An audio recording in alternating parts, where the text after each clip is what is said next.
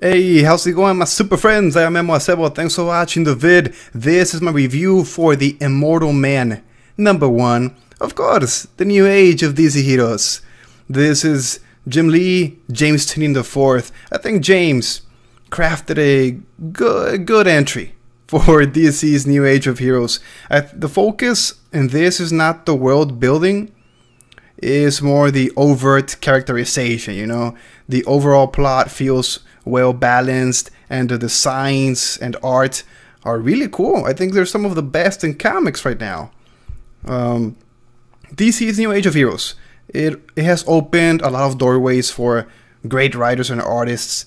This is spinning off from Dark Knight's Metal, which is the arrival of brand new heroes and groups like Sideways, Brimstone, check out my review for that, Damage, check out my review for that too, and the Terrifics, hey, I have a review about that too, go check it out.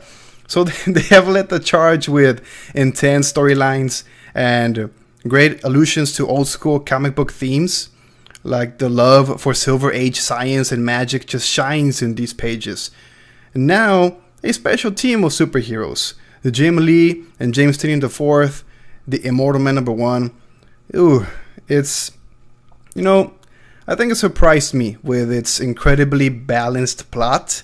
I expected a story that either dug too deeply into its lore or potential action sequences, and I leaned toward the latter based on DC's previews.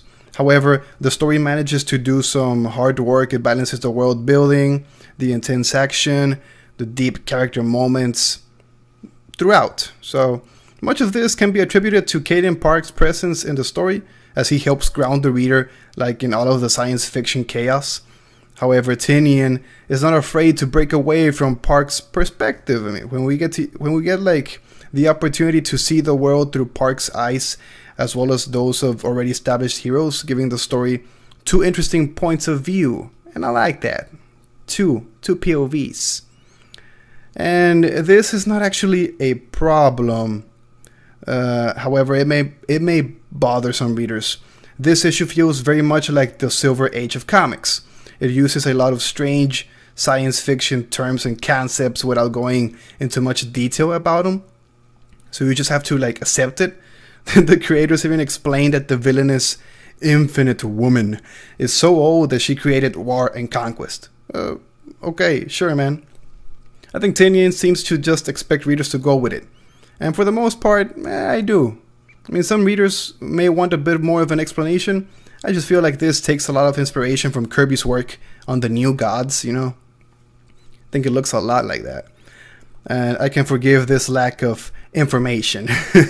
After all, man, this is the first issue of what will hopefully be a long-running series, because it has potential. Caden Park is an interesting character. He's not like deep as of yet, but he draws my attention from the first page. I didn't feel as attached to the rest of the cast. A lot of names were just like randomly thrown into the void without much context, like Ghost Fist, Reload, Stray, Timber, the Immortal Man, the Infinite Woman. I mean, these characters all have names and faces, but like no personalities as of yet. I'm just willing to look past this because this is only the first issue. So I appreciate Tynion. He's not trying to overwhelm the readers with irrelevant information. But man, why are many people targeting Caden Park? I don't need to know everything right away, but I do want a bit more of a sense of the stakes, you know? The Batman who laughs, man. Shit. This issue also shows what happened to him after Dark Knight's Metal, so read it if you want to like dive into this shit. This art is really cool also. I mean, Jim Lee, his work on X-Men and Batman Hush, the New 52 Justice League, great. His style is, I think he has a modern conception of the comic book look, you know.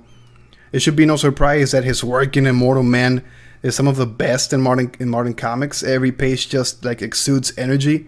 Every panel, almost every line, I mean every shadow is filled with electricity. And his designs for the team are really cool. I love the allusions to classic characters. So Ghost Fist looks like a combination of Green Hornet and the Spirit. So this lends to the fact that these characters have lived for like hundreds of years. Really cool stuff. He was paired with Scott Williams, so the inks are leaping off the page as well, man. He has a lot of heavy blacks, especially he experiments a bit with silhouettes, a lot of silhouettes in this one. This gives the book like a moodier atmosphere that's amplified by the colors, and it's a wide and diverse palette, man. Some artists just wouldn't be able to make this work, giving the book a sense of chaos, but Sinclair's colors are not that overwhelming. 3 artists working together, one of the most visually beautiful books right now. So I think in conclusion, this has its flaws. The characterization of its main character succeeds. The rest of the cast suffers a bit from a lack of just personalization, but readers might not take to the over-the-top science fiction feel of the story. I loved nearly every moment, but that's just me. It's a satisfying read, incorporating some of the absolute best arts. Also, with this story's surprising midpoint cameo, the Batman Who Laughs, it's a must-read, dude, for Dark Knight's metal fans. And it seems to have like larger implications for the DC Universe than other stories in the new age of heroes. Really cool stuff. My friends, tell me in the comments down below if you digged The Immortal Man. Give me your review. Did you like it? Did you not? Were you like expecting? Were you like anxious to read this, or you just don't care? Are you gonna go read it now? What's up? Immortal Man #1. I am Immortal. If you enjoyed, please click the like button, man. Check out my other comic book reviews up in the channel. I got Captain America #700. I'm working on more comics of this week. I'm reading them as I go by. Really cool stuff right now. Darth Vader. I think I want to talk about Darth Vader. I don't know, maybe. I'll see what's up. Subscribe so you don't miss any of that content. Clicking on the bell icon will give you notifications so you get the videos in your phone, in your laptop, whatever. You don't miss them. Check out my social media, my Twitter, my Instagram. I'm active over there. Go request the videos. Say what's up. Hey, what up, man? I'm Emo. Nice to meet you. Shit like that, you know? Cool things.